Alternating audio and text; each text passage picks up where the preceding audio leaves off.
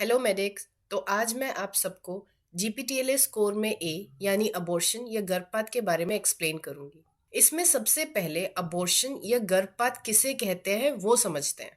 तो अबॉर्शन को अगर बहुत ही सिंपल भाषा में मैं आपको समझाऊं तो ये वो कंडीशन है जिसमें माँ के गर्भ में पल रहा बच्चा अभी तक उस आयु में नहीं पहुंचा था जहां वो गर्भ के बाहर आके भी जीवित रह सके। यानी बच्चा इतना छोटा था कि अगर उसको गर्भ से बाहर निकाले तो वो जीवित नहीं रह सकता था, और इसी कंडीशन में उसकी डिलीवरी हो जाती है। तो इस कंडीशन को हम कहते हैं अबॉर्शन। अब सवाल आता है कि वो कौन सी आयु है जिसमें बच्चा गर्भ के बाहर आके भी जीवित रह सकता है। तो उसका जवाब है 24 सप्ताह। तो अगर बच्चा 24 सप्ताह तक माँ के गर्भ में ठहर जाता है और उसके बाद उसकी डिलीवरी होती है तो बच्चा जीवित रह सकता है और उसको हम पैरिटी में काउंट करेंगे। लेकिन अगर 24 सप्ताह से पहले उसकी डिलीवरी हो रही है तो यानी बच्चा बाहर आके जीवित नहीं रह सकता है, तो उसको हम अबॉर्शन में काउंट करेंगे।